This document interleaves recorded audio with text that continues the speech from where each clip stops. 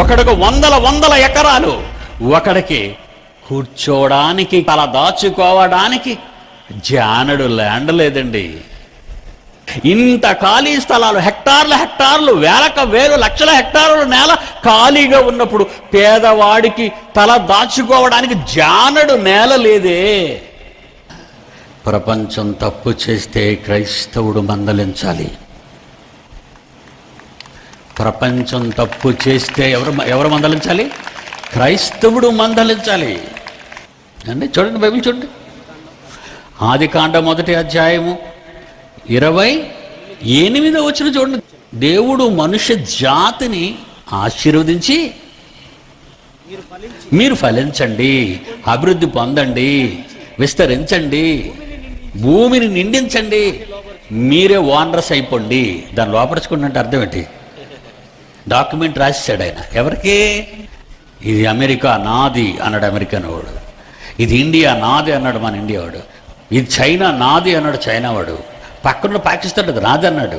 ఇలా వీళ్ళు ఆక్రమించుకున్నారు. Very good. ఆక్రమించుకున్న వాళ్ళంతా సమానంగా పంచుకున్నారా? మళ్ళీ ఇక్కడ దొంగట, మళ్ళీ ఇక్కడ దొంగట. ఈ నేలంతటిని మన పేరు మీద రాసేసాడు. ఏమని రాశాడట? డాక్యుమెంట్లు ఏమన్నా చూడండి. ద డాక్యుమెంటెడ్ బైబిల్ అండి. This is document. 115 మళ్ళీ అక్కడికి వెళ్దాం నాయన. 115 కీర్తనల గ్రంథం 16వ వచనం. 115 కీర్తనల గ్రంథం 16వ వచనం. ఆకాశములు యెహోవా వశము, అది నేను చూసుకుంటాను బాబు, నువ్వు భూమి చూసుకో అన్నాడు. భూమిని నేను నరులకు ఇచ్చి ఉన్నాను రాసేసాడు డాక్యుమెంట్. ఈ డాక్యుమెంట్ ఏది? బైబిలేనరా. మరి ఈ డాక్యుమెంట్ మీరు అసలు చూపించారా గవర్నమెంట్కి? మనకు డాక్యుమెంట్ లేక దొరక్క బాధపడుతున్నారు వీళ్ళు. మన వాళ్ళు డాక్యుమెంట్ దొరక్క కదంటే బాధపడుతున్నారు. బైబిలేనరా. మరి ఈ డాక్యుమెంట్ మీరు అసలు చూపించారా గవర్నమెంట్కి? ఇదిగో దేవుడు రాసించాడు డాక్యుమెంట్. ఈ నేలను దేవుడు నరులకిచ్చి ఉన్నాడు. ఈ ప్రపంచాన్ని గడగడలాడించవలసిన ఈ డాక్యుమెంట్, ఈ పీనల్ కోడ్ను పట్టుకుని ప్రపంచాన్ని గడగడలాడించవలసిన క్రైస్తవుడు 4 గోడల మధ్య ఆదివారానికి ఒక్కసారి కూర్చొని భజన చేయటం కాదు భక్త, ప్రార్థించడం కాదు భక్త, సర్వలోకానికే వెళ్ళావు, సర్వ సృష్టికి సువార్తను ప్రకటించావు. ఆయన ఆజ్ఞాపిస్తే నువ్వేటి మఠం వేసేసావు. వెళ్ళలేనందుకు శిక్షానికి ఇది. అదో ప్రపంచానికి వెళ్ళాలి. నా చట్టాన్ని చెప్పు. నరులకు నేను నేలిచ్చాను, పంచుకోవాలి. నేలని పంచుకోండి. ఏదండి ఆ గుడిసె వాసులు గుడిసెల్లోనే ఉన్నారండి. ఒకడికి వందల ఎకరాలు, ఒకడికి కూర్చోడానికి తల దాచుకోవడానికి జానడు ల్యాండ్ లేదండి. కనుక దేవుడు ప్రారంభ అధ్యాయంలోనే ఈ ఆస్తిని ఎవరికిచ్చాడో, ఈ నేలను, ఆకాశం లేదు ఆయన. అందుకే పైకెళ్ళి అందరూ పోతున్నారు. పైకెళ్ళి అందరూ ఎందుకు పోతారు? రిస్క్ జాబ్ అండి అది. ఎందుకు అక్కడికి వెళ్దాం? 1 వంతు నేల, 3 వంతులు నీరు. ఈ 1 వంతునే నింపిస్తారా? ఈరోజు 700 కోట్ల మంది ప్రపంచ జనాభా, 700 crores ప్రపంచ జనాభా. ఈ 700 కోట్ల మంది ఉండగా ఎన్ని అరణ్యాలు, ఎన్ని అడవులు, ఎన్ని నదీ పరిసర ప్రాంతాలు ఎన్నున్నాయండి. ఇవన్నీ ఖాళీగా ఉన్నాయి. విమానం మీద వచ్చుతున్నప్పుడు మేము హైదరాబాద్ తిరుపతి వచ్చినా సరే ఎక్కడ చూసినా ల్యాండ్స్ అన్నీ ఖాళీగా ఉన్నాయి.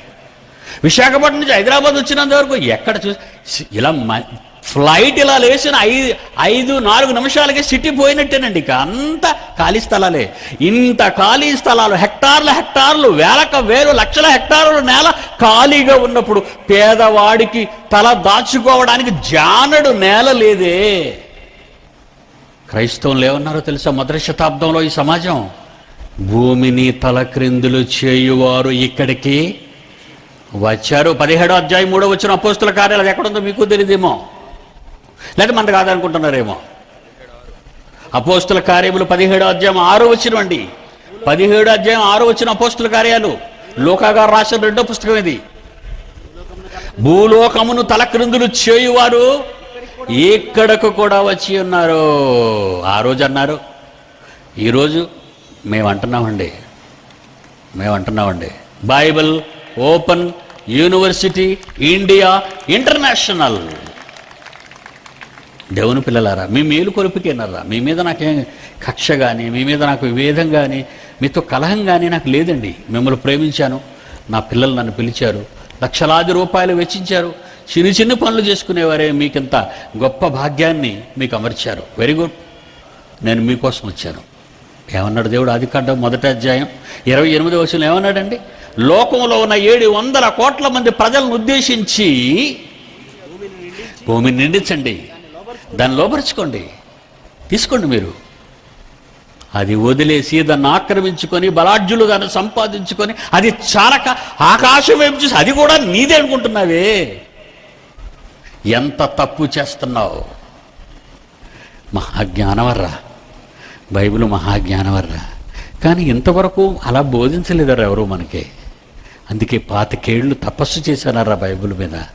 ఆదికాండం నుంచి ప్రకటన గ్రంథం వరకు 66 పుస్తకాలని 25 ఏళ్ళు కష్టపడి చదివానండి.